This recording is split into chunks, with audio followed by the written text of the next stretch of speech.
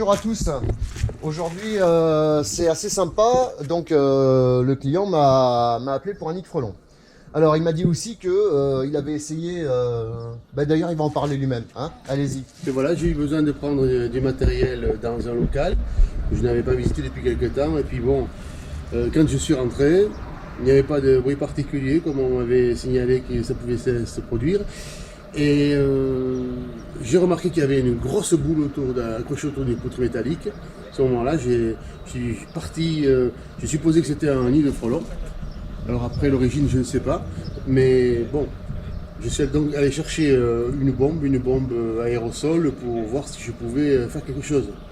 Je n'ai pas eu la possibilité, je pense, d'utiliser le produit jusqu'à la fin. Pourquoi? Parce que sur une certaine distance qui était définie sur 6 mètres, je n'ai pas pu atteindre les 3 mètres de hauteur. Et sur les 8 secondes qui étaient prévues, normalement de diffusion, je n'ai pas dépassé les 3 secondes. Voilà, alors donc c'est assez dépitant parce que ces bombes sont vendues dans le commerce. Elles peuvent être utilisées avec beaucoup de confiance et c'est tout le contraire. Voilà, voire limite même, je dirais, ça pourrait être mortel. Mortel quand on se rapproche un peu plus tard des vidéos qui sont diffusées sur internet et on s'aperçoit que vraiment, bon, les frelons, si j'avais eu cette bombe, même avec les frelons, je pense, surtout avec les frelons, je ne serais plus là. Voilà. Alors, bon, en effet, alors je vais vous expliquer pourquoi l'histoire des frelons. Alors, ces bombes, moi je m'en méfie comme la peste.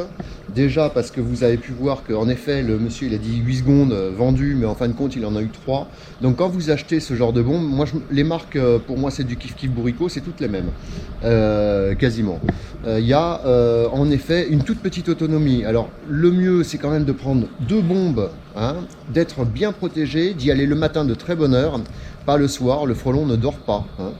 Et vous y allez le matin de très bonne heure et si vous voyez vraiment que c'est trop gros, si vous n'avez aucun échappatoire, etc., bon, il faut arrêter. Après, le nid de frelon asiatique, le désavantage pour nous, c'est qu'en fait, c'est une boule qui est fermée entièrement. Donc, quand vous arrosez avec un truc comme ça, le nid, et bien tout simplement, en fait, ce qui se passe, c'est que vous arrosez la surface du nid, mais vous arrosez pas du tout les insectes qui sont à l'intérieur. Alors, maintenant, je vais vous montrer quand même pourquoi le monsieur il a eu beaucoup de chance. Parce qu'en fin de compte, le nid, il était vide. Mais ça, heureusement pour lui, il ne le savait pas. Parce que là, s'il avait fait ça avec un nid plein, ça aurait donné le bordel. Voilà, alors ce qui m'a intéressé dans ce nid, et c'est pour ça que je vais vous le montrer,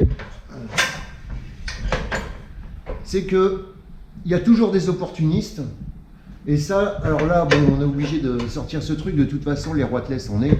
Mais je pense que c'est mon meilleur ennemi, c'est le roitelet. Alors, je vais vous montrer ça.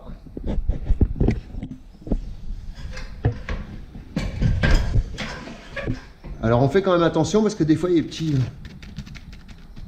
petites choses dans les nids. Et non. Toc toc. Non, il n'y a plus rien. Allez, on va aller voir un peu ce qui se passe. Faire une petite fenêtre.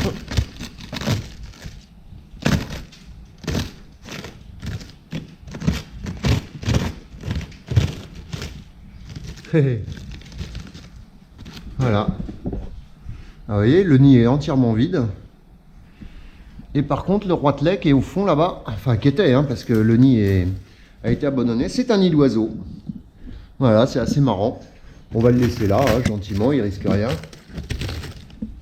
Un petit oiseau qui a fait son nid à l'intérieur d'un nid de frelon.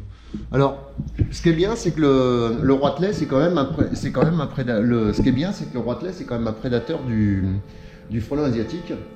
Mais bon, je suis quand même meilleur que le roitelet, quoi. Donc voilà, sur ce nid de frelon asiatique vide.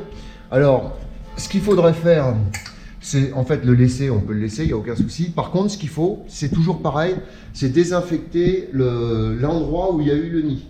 C'est pareil pour les petites boules. Quand vous avez des petites boules, vous désinfectez l'endroit où il y a eu la petite boule. Parce qu'autrement, un jour ou l'autre, ça reviendra.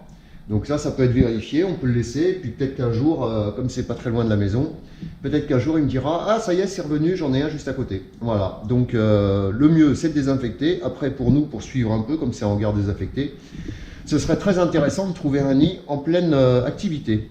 Voilà, allez, sur ce, à bientôt, la suite au prochain numéro.